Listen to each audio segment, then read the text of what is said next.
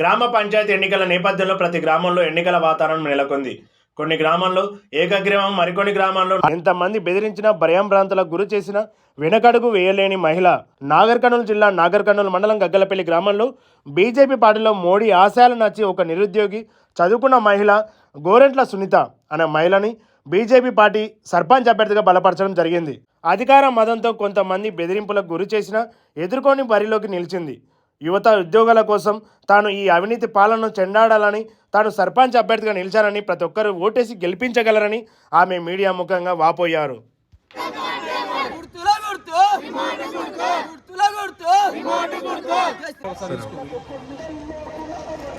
అందరికీ నమస్కారం. నా పేరు గోరటి సునీత.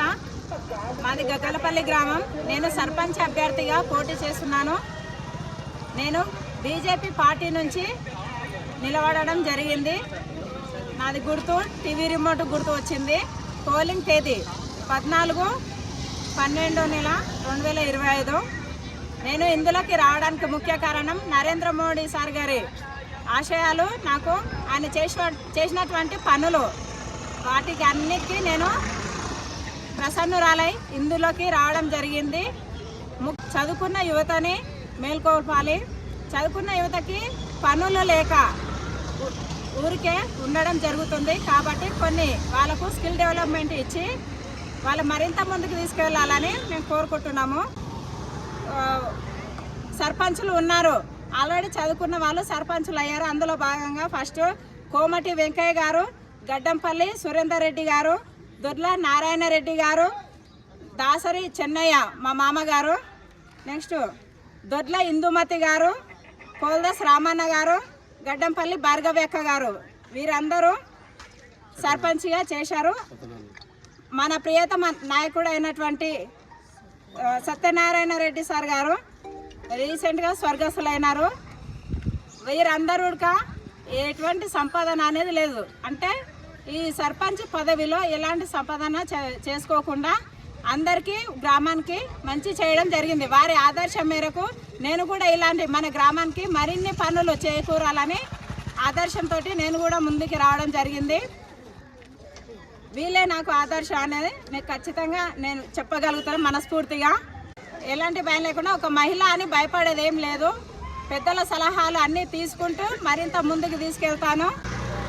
గ్రామ ప్రజలందరూ కూడా నాకు సహకరించాలని నేను కోరుకుంటున్నాను. రిమోట్ గుర్తుకు ఓటు వేసి నన్ను సర్పంచ్ అభ్యర్థిగా నన్ను గెలిపించాలని నేను మనవి చేసుకుంటున్నాను. ఇట్లు మీ గోరటి సునీత. రిమోట్ గుర్తుకే నరేంద్ర మోడీ గారి నాయకత్వం.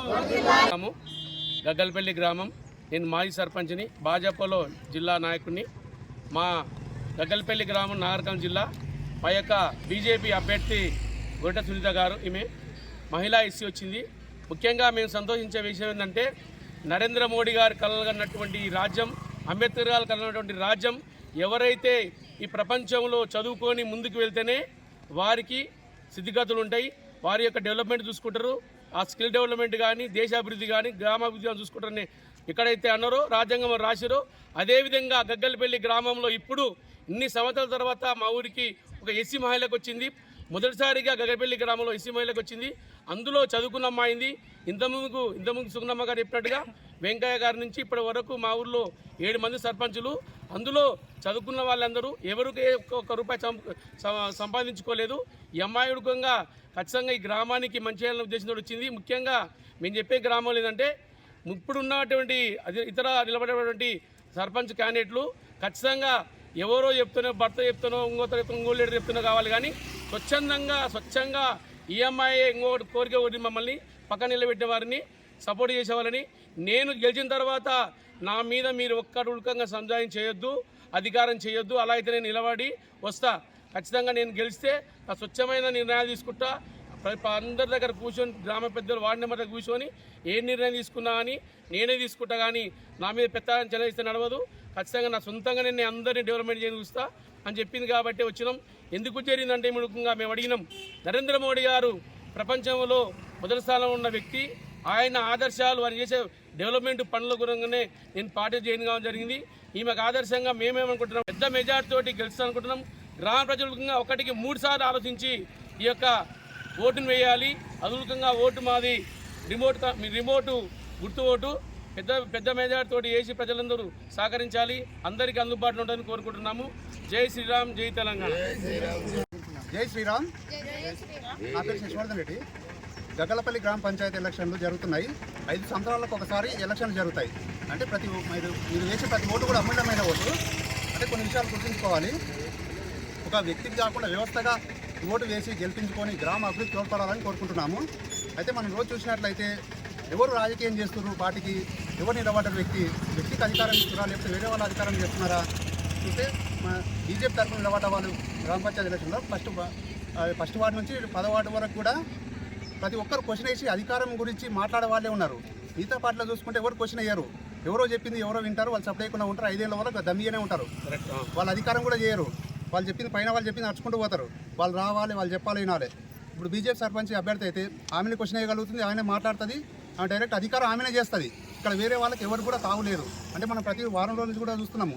ఆమె తిరుగుతుంది, ప్రతి విషయం మాట్లాడగలుగుతుంది, ఆమె మాట కూడా స్పష్టంగా ఉంటుంది. బీజేపీ ఎంతసేపు చూసినా ఆ విధంగా నడుస్తుంది. దేశంలో చూసుకుంటే బీజేపీ కొత్త నాయకులు తయారవుతారు. ఒకసారి అధికారం వస్తే మళ్ళీ ప్రజలు కూడా వదులుకోవట్లేదు. అంటే అభివృద్ధి అంతా మంచిగా ఉంటేనే కదా వాళ్ళ పాలన బాగుంటుందని అంటున్నాను. ప్రతి ఓటు కూడా ఆలోచించుకోవాల్సింది కూడా గగ్గలపల్లి గ్రామంలో కోరుచున్నాము. జై శ్రీరామ్.